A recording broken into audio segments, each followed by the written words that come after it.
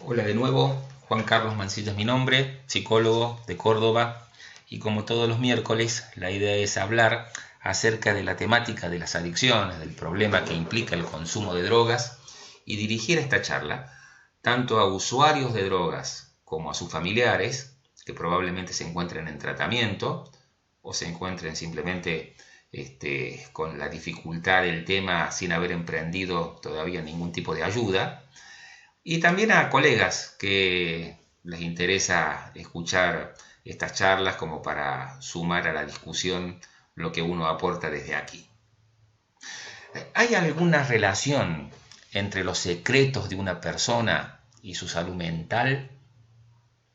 ¿Hay alguna relación entre las cosas que guardamos muy en nuestra intimidad y que hacen a nuestra historia? Pueden ser cosas vinculadas a situaciones dolorosas, a situaciones traumáticas. ¿Hay relación entre eso y cómo vivimos hoy nuestra vida cotidiana? ¿Hay algún vínculo entre las adicciones, entre la necesidad de la conducta adictiva? Se vuelve necesidad cuando obviamente entra en ese circuito donde la persona reclama consumir. ¿Hay alguna relación entre ese estilo de vida y haber tenido o haber pasado por situaciones traumáticas que uno guarda en su intimidad y las lleva como un secreto? Bueno, la idea es justamente conversar de eso. En la charla de hoy, que queda grabada, si haces clic abajo en el canal de YouTube, te puedes suscribir para recibir la información de estas charlas y de este ciclo que denominé 8 minutos, que en videitos breves trato de desarrollar algún tema, sobre todo para aquellos que viven un poco más apurados. Y también si tenés algún tipo de consulta, opinión, algo que quieras decir al ponerte en contacto conmigo, ingresa a mi página web. Allí hay un lugar para enviar mensajes, y te puedes comunicar, así empezamos a establecer el vínculo. Vayamos entonces al tema que, como dijimos, tiene que ver con esto: consumo de drogas y secreto patogénico. La persona que ven aquí, este viejito con cara picarona y una cara conocida a los que estamos en el tema de la salud mental, se llama Carl Jung, un suizo, el que creó un poco algún concepto muy famoso, que lo hizo muy famoso nuestro rockero Charly García: inconsciente colectivo. El padre del concepto inconsciente colectivo, entre otros, es Carl Jung, que era una persona que tenía un sentimiento y un reconocimiento de lo religioso muy profundo.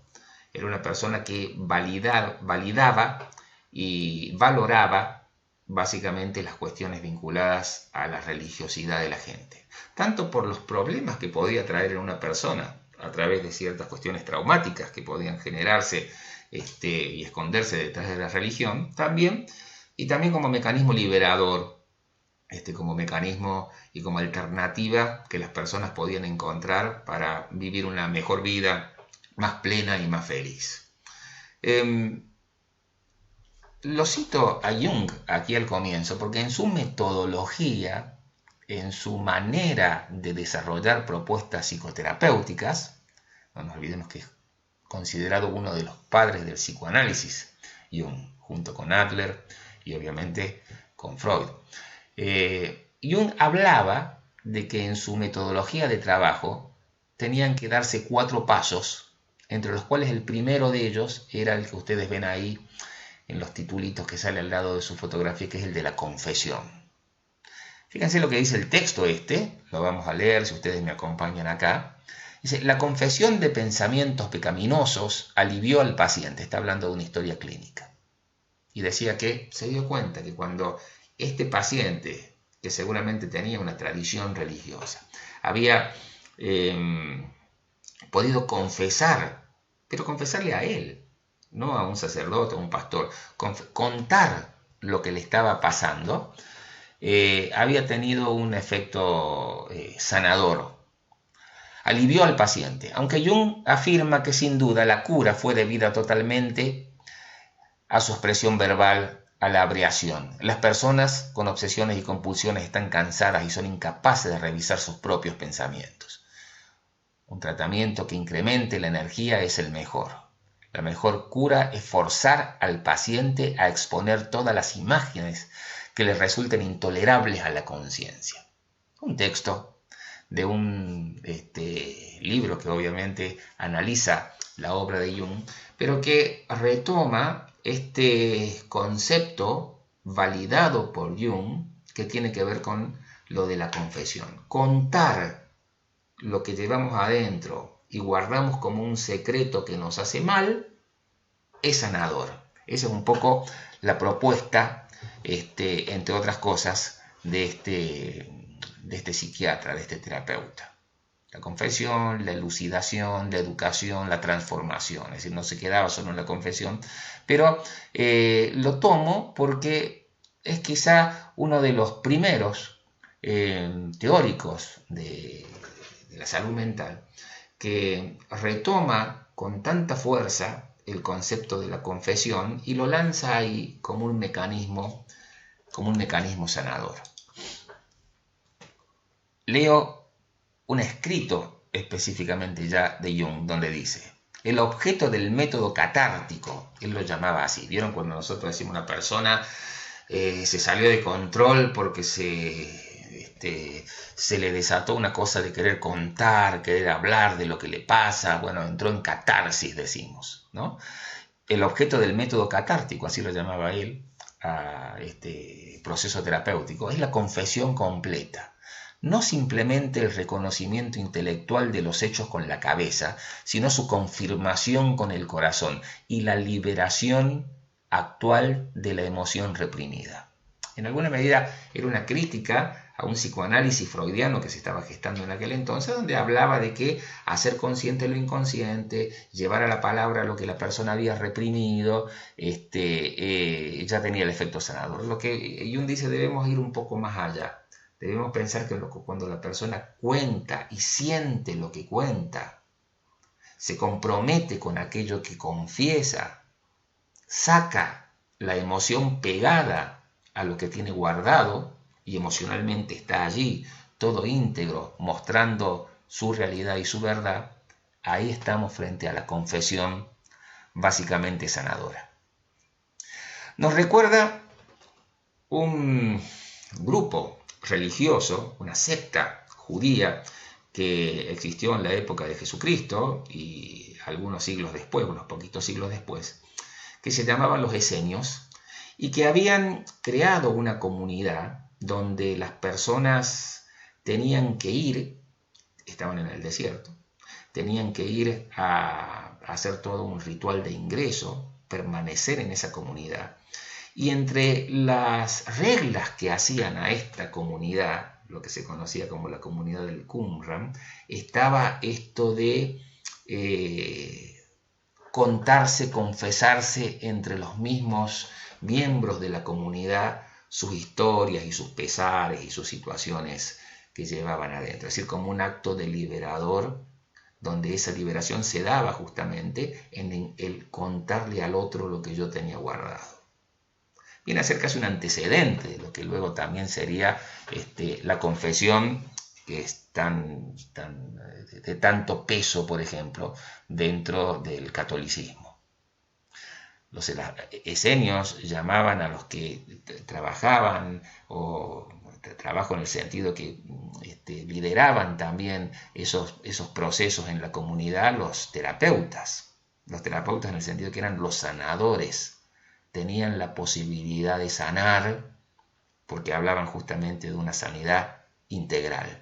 En alguna medida fueron psicólogos comunitarios con mucha anterioridad a los que trabajan hoy en ese campo, que descubrieron la importancia de la comunidad. Las comunidades terapéuticas para adictos en su historia encuentran en la práctica de los esenios una de sus raíces. También la encuentra un grupo mucho más conocido que las comunidades terapéuticas, que son los alcohólicos anónimos, por ejemplo.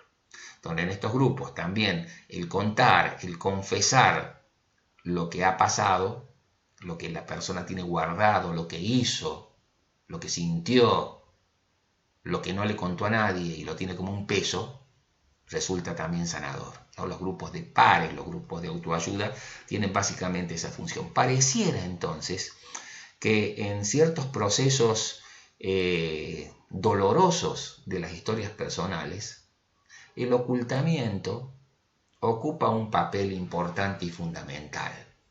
Es decir, guardar lo que nos pesa, guardar aquello que nos resulta doloroso, nos trae como más dolor si no tenemos la capacidad y el espacio para contarlo alguna vez a alguien. Los orígenes de Alcohólicos Anónimos, lo que vemos aquí, esto es un texto que habla acerca de ello. Es un texto donde se relata la historia de Bill y Bob, eran los dos nombres de los alcohólicos, los que fundaron Alcohólicos Anónimos. No es de estilo decir sus apellidos, porque justamente eran anónimos, aunque sabemos ya muy bien quiénes son, obviamente. Pero Bill y Bob pasaron a la historia por su nombre de pila, justamente porque son los que crearon al comienzo del siglo XX Alcohólicos Anónimos. Después de este encuentro con el grupo de Oxford, Bill W., uno de los fundadores, se encontró con un grupo de... El grupo de Oxford era un grupo de evangélicos protestantes muy tradicionales que habían generado una comunidad a la cual recibían aquellos que eran como rechazados o no encontraban un espacio en la sociedad. Entre ellos, por ejemplo, a los alcohólicos. Jung cuenta, el psiquiatra del que habíamos hablado anteriormente, cuenta en algunas de sus relatos sobre pacientes cómo él derivaba, les decía a sus pacientes alcohólicos que vayan al grupo de Oxford porque ahí iban a encontrar algún tipo de solución y que después vuelvan con él. Es decir, se daba cuenta y por lo tanto validaba esto de que el alcohólico, si iba a estos grupos donde era en alguna medida forzado naturalmente, para decirlo de una manera que parece contradictoria, pero funciona así, porque la persona sabía que tenía que contar, pero decidía estar ahí, forzado naturalmente a contar aspectos de su historia que le resultaban dolorosos y que tenía guardado, encontraba en ese espacio, grupo de Oxford, cuestiones sanadoras. Bill aprende de esto y en alguna medida lo incorpora en lo que fue luego la práctica de Alcohólicos Anónimos.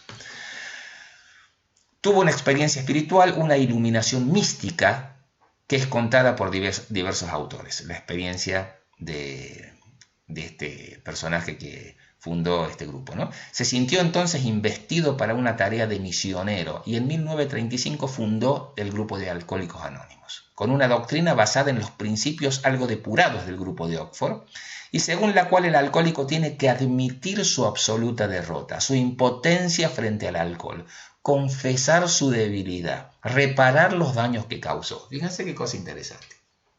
Es decir, aparece esto de que alcohólicos descubren que en la confesión y en la reparación de aquel mal que hicieron se encuentra escondido un proceso sanador.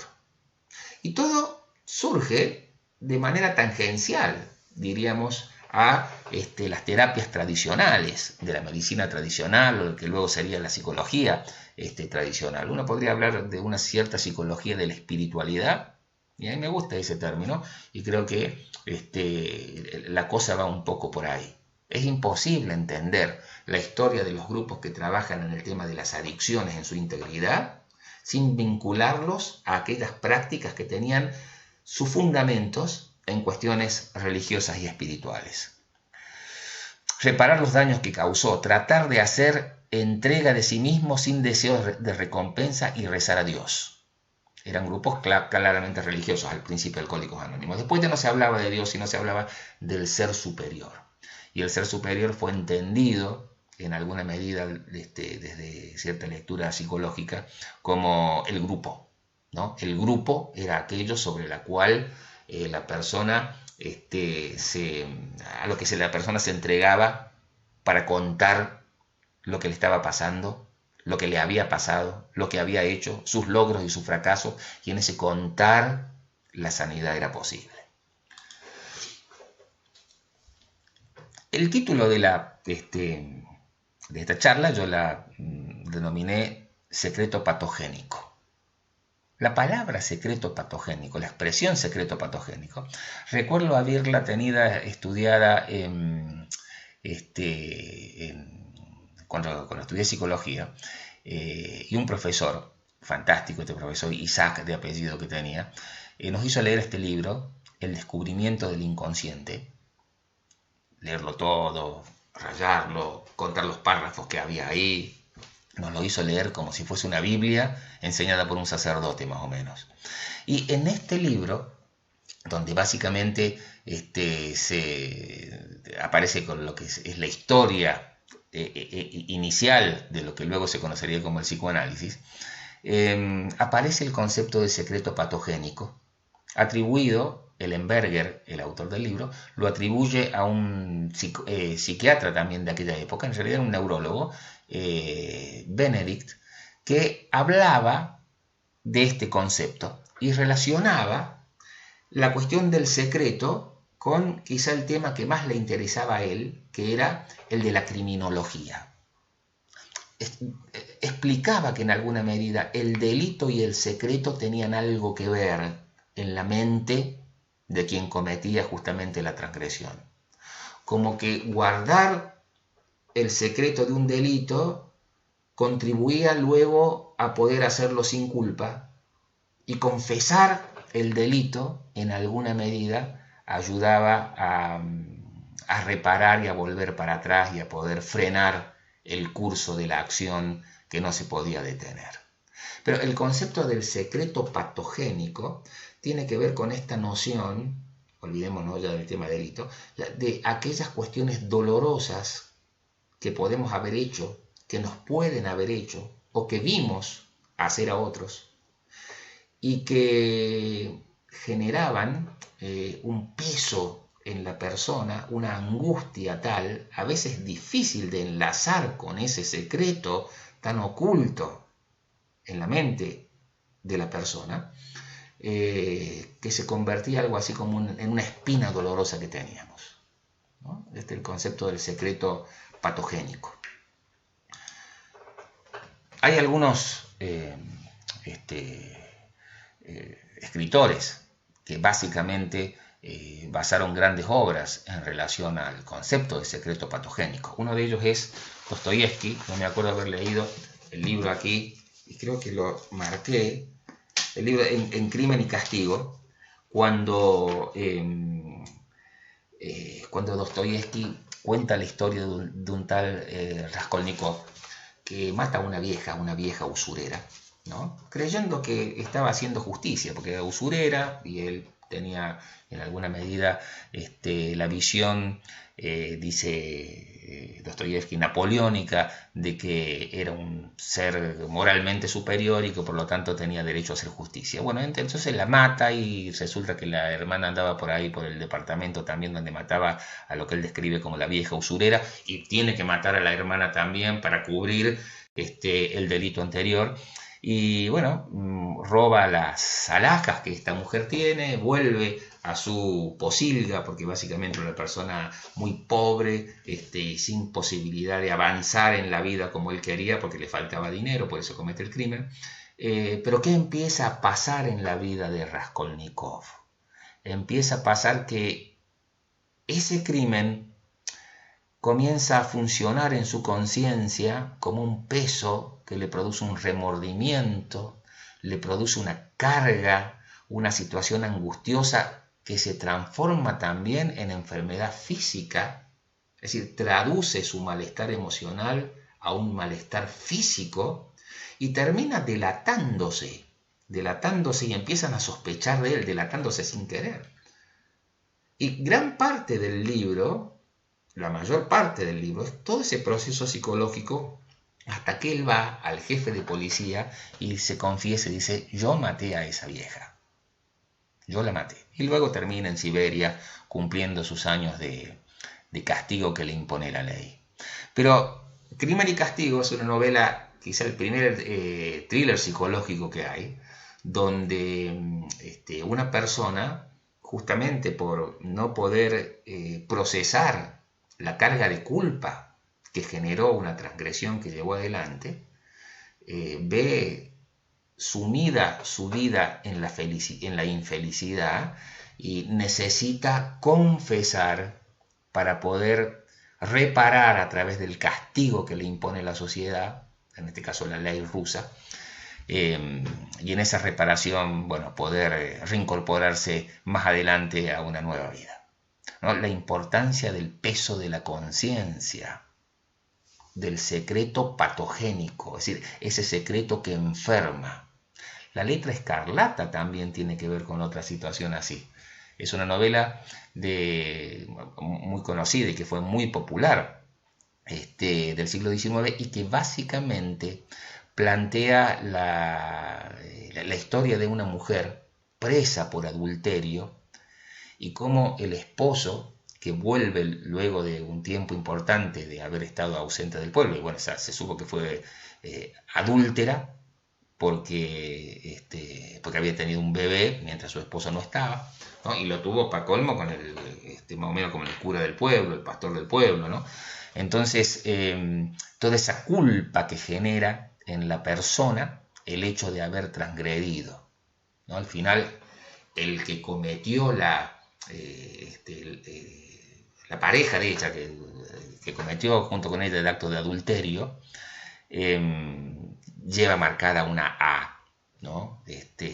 Por eso se llama la letra escarlata, lleva marcada una A en su pecho, porque también lo que grafica tanto Dostoyevsky en Crimen y Castigo como la letra escarlata es cómo ese peso de la conciencia se traduce también en un malestar físico, en una enfermedad física. Obviamente que nuestra psicología nos puede enfermar, estoy diciendo algo que conocemos todos, y obviamente que el secreto patogénico nos puede enfermar también, nos puede traer un malestar, una angustia que se traduzca en una enfermedad física. ¿Qué sería el concepto del secreto patogénico, que en realidad no está muy desarrollado en la literatura de la psicología? Fue escrito, como dije allá, por Ellenberger, luego retomado por algunos autores, pero no hay mucho escrito sobre el concepto de secreto patogénico. Sin embargo, los que trabajamos en adicciones lo vemos muy seguido en la clínica. En la clínica quiere decir cuando trabajamos con personas adictas, con historias de años de adicciones. Lo que tiene la adicción es que es una enfermedad crónica. Lo que estoy diciendo es que se lleva durante muchos años. No es algo que empezó ayer y como empezó ayer la gente va a consultar mañana. No es un dolor de cabeza punzante que me empezó un martes y yo el jueves ya termino en el médico, ¿no? Sino que básicamente es algo que empieza lento, o quizá un poquito más rápido a veces, pero a veces dura años en poder llegarse a la consulta. Entonces ya viene con una carga de crecimiento interior de ese malestar que se va como desarrollando. ¿A qué puede responder la constitución de un secreto de estas características? Porque todos tenemos secretos en nuestra vida, seguramente.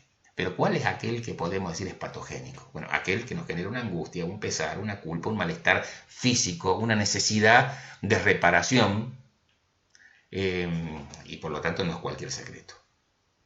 Puede responder a un amor frustrado, a situaciones donde uno estuvo básicamente enamorado de algo o de alguien profundamente y en ese dolor nunca lo pudo, fue doloroso porque nunca lo pudo expresar, nunca lo pudo realizar y lo guardó o lo guarda como un secreto. Un sentimiento reprimido, situaciones de amor o de odio o de rechazo, sentimientos negativos que uno lleva adelante en su vida adelante, pero con un gran peso. Fíjense que no solamente son conductas transgresoras, sino también pueden ser emociones perturbadoras. Transgresión moral, engaños, la letra escarlata, por ejemplo, engaños, abortos, abusos. Estoy contando ejemplos de situaciones que uno mismo ha escuchado en relación a personas que llevaron adelante algo que para ellos era una transgresión moral. Para ellos era una transgresión. Lo vivían así, como que no estaban autorizados por su conciencia para hacerlo. Lo llevaron como una carga y eso fue haciendo como su trabajo, ¿no? Un trabajo, como digo, de complicar la vida emocional. Recuerdos dolorosos, recuerdos vinculados a a cuestiones traumáticas de la infancia, cosas que alguien pudo haber visto y no pudo haber contado nunca, o se pudo enterar y nunca lo expresó. Y ya voy a dar después algunos ejemplos, cosas que uno va escuchando a lo largo de la historia terapéutica. Pero todo esto hace a los secretos patogénicos, es decir, aquellos secretos capaces de producir enfermedad emocional y física, dolor físico y emocional, que por lo tanto también, como digo ahí abajo, implica el desarrollo de limitaciones personales. Cuando nos duele algo físicamente, pensemos en un ejemplo físico que nos va a resultar a todos más fácil de entenderlo, estamos limitados físicamente. Si a mí me duele el brazo y tengo que andar con el brazo así, no voy a poder trepar un árbol, subir una montaña, andar en bicicleta, porque el dolor me limita. Bueno, el dolor emocional también limita. La angustia, la sensación en el pecho que no se va, la sensación en la panza que nos pesa, la sensación en los hombros que cargamos, todas estas cuestiones que denotan algún tipo de dolor emocional, también limitan los desarrollos de las personas y hacen que nosotros, en alguna medida, bajemos nuestro techo de crecimiento. ¿Cuál es la experiencia clínica en relación a la presencia de los secretos patogénicos, por lo menos que puedo comentar? Lo que he escuchado mucho tiene que ver con esto de vivencias traumáticas, situaciones dolorosas que la persona ha vivido de niño o ha visto. Por ejemplo, alguien que vio a su padre o a su madre traicionando a su papá o a su mamá, ¿no? Es decir, recuerdo muchas situaciones como esas, de niños que en alguna medida fueron entrampados en esas realidades de los adultos. Es lo que dice el último renglón de la primera línea, la triangulación parental. Padres que se aliaron con su hijo en un secreto para que no se lo cuente a la mamá, por ejemplo, porque ya se enteraron, y le pidieron que haya esa complicidad. Y bueno, para el niño eso implicaba una carga muy grande porque ponía obviamente en juego todo su concepto de lealtad. Y eso, llevado durante años, causa a veces profundas perturbaciones emocionales. Abusos sexuales que podemos haber sufrido o podemos haber cometido. Es decir, situaciones verdaderamente traumáticas que no terminaron cuando terminaron aparentemente, sino que hicieron su proceso en nosotros y en los otros también, ¿no? ¿Qué hacemos con esas cosas cuando no se resuelven? Allí las drogas tienen una función interesante, porque tienen la función, como he dicho en otros videos, de frizar el dolor, ponerlo como en un freezer, hacer de cuenta que eso no sucedió, hacer de cuenta que ese sentimiento no está ahí, como si el trauma dejaría de ser un trauma, como si el trauma dejaría de tener por lo tanto los efectos dolorosos que produce, porque está anestesiado por la sustancia, por la droga. Pero obviamente cuando la droga calma esos dolores emocionales, eso no implica que la persona crece emocionalmente, sino que siempre está necesitando de la sustancia para calmar. Quizá una de las primeras drogas a las que se le reconoció esto tenía que ver con la morfina, por ejemplo, la droga de la Segunda Guerra Mundial, ¿no? Tan utilizada en el campo de batalla. Cuando un soldado iba al campo de batalla, tenía que tener dos cosas seguras: que el arma le funcione y tener un polvito blanco que era la morfina y para inyectársela, porque si quedaba herido en el campo de batalla, mamita, es decir, ¿quién lo salvaba de ese dolor? Entonces la morfina era importantísima y así se generaba mucha adicción a este tipo de sustancia. Y también entonces el soldado se dio cuenta que la morfina no solamente calmaba su dolor físico, sino que, y ahora que me puse morfina tampoco extraño a mi mamá, no extraño volver a mi país. Es decir, todo el dolor emocional que implicaba esa situación extrema de la guerra, por ejemplo, ese dolor emocional era calmado y anestesiado también por la morfina. Entonces, toda droga tiene este doble juego. Genera algo a nivel físico, pero también genera en alguna medida una posibilidad de calmar ciertos dolores emocionales cuando el hábito del consumo se instala. Y traigo esto justamente por lo que estoy diciendo. Si hay secretos ocultos, vivencias traumáticas pasadas que no son sacadas a luz, alianzas negativas con alguien que se aprovechó de mí siendo yo pequeño y me entrampó en una relación, me trianguló en una relación y todo ese dolor, descubrí que con la droga en alguna medida se me pasaba. A lo mejor no lo hice conscientemente para que eso se anule. Como el soldado en la guerra no consumía morfina necesariamente para olvidar que extrañaba estar en su casa, en su hogar. Se daba cuenta que dejaba de extrañar y que estaba mejor emocionalmente cuando calmaba su dolor físico porque lo habían herido en la guerra. ¿Se entiende un poco la idea? Es decir, la persona va advirtiendo que el consumo de drogas también va reparando, pero de una manera mal reparada obviamente, porque no implica crecimiento personal, sino que obliga a consumir siempre, solucionaba temporariamente el tema de ese dolor emocional. ¿Cómo se trabaja esto? Lo primero es obviamente esta cuestión del reconocimiento de aquellos secretos que pueden ser secretos muy viejos o secretos cotidianos, cosas que me guardo, una recaída no contada en alguien que está en proceso de rehabilitación, se va convirtiendo probablemente también en un secreto patogénico. He tenido muchos pacientes en situaciones verdaderamente que fueron lecciones de vida para mí, donde sintieron la necesidad de contarle a otros lo que habían hecho, a otros muy cercanos, a la madre que le había robado plata, a la esposa pedirle perdón porque le había pegado, había sido agresivo con ella, bajo efectos de drogas, o a lo mejor ya sin drogas también, pero se daba cuenta ahora que eso tenía que ser reparado. A sus hijos porque los había castigado, es decir, o había gastado el dinero que era para ellos en consumir. Es decir, hay secretos muy dolorosos que también se reparan en el acto de la confesión. Por eso pongo allí el tema de terapia y confesión. O a veces no solamente a quien recibió el daño, porque a lo mejor esa persona no está. Esa es la alternativa interesante que tienen los grupos de pares cuando pueden funcionar de una manera óptima en lo que se espera de ellos. Es decir, que sean espacios donde la persona pueda abrirse, dejar sentir, sacar su dolor y contar lo que le está pasando.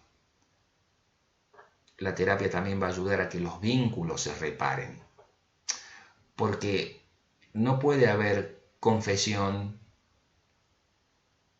no puede haber perdón si no hay una confesión antes. Te perdono porque sé lo que hiciste y me lo estás reconociendo. Debemos volver a estos conceptos y ya alejados de de contenidos religiosos, obviamente. Son palabras que vienen de ahí, pero pueden ser utilizadas de manera laica. Es decir, la idea del perdón y la importancia del perdón. La idea de la confesión y la importancia de la confesión tienen en la psicología una función seguramente sanadora. Obviamente que una culpa excesiva, y uno puede ser culpógeno de sentirse culpable por cualquier pavada que hace, ahí estamos frente a otro tipo de problema, no a secretos patogénicos, sino a una culpa patogénica, ¿no es cierto? Es decir, son dos cosas distintas. Pero uno ha encontrado en la historia de consumidores de drogas verdaderos secretos que necesitaron salir a luz para que la persona pueda liberarse, para que pueda sentirse perdonada aún por él mismo. Es decir, es un tema entonces central. Yo creo que no tan estudiado como se merece, pero todos los terapeutas que trabajamos en el tema de las adicciones, nos encontramos siempre con personas que necesitan contar lo que les han hecho o lo que ellos hicieron o lo que vieron que otros hacían. Es decir, porque llevan eso como una carga moral de la cual necesitan liberarse. Bien, hasta aquí la charla de hoy. Espero que de nuevo haya sido útil, haya servido. Primero, usuarios de drogas, que es lo que más me interesa, que llegue estas charlas a esta población. También a sus familias, que puedan servirles para sus procesos, que puedan contribuir a sus procesos. Y como decía al comienzo, aquí está el canal para que usted pueda suscribirse y también para que me puedan enviar cualquier tipo de consulta o comentario. Y me interesa también que los comentarios me los dejen aquí en la página de YouTube o en mi página de Facebook para ir también teniendo un ida y vuelta en estas charlas. Muchas gracias por haber participado, por estar aquí, como siempre. Veo gente de República Dominicana, de Costa Rica, de Estados Unidos, de Argentina, obviamente. Así que está bueno eso. Nos sigamos encontrando. Y de Guatemala, estoy viendo por ahí también. Nos sigamos encontrando.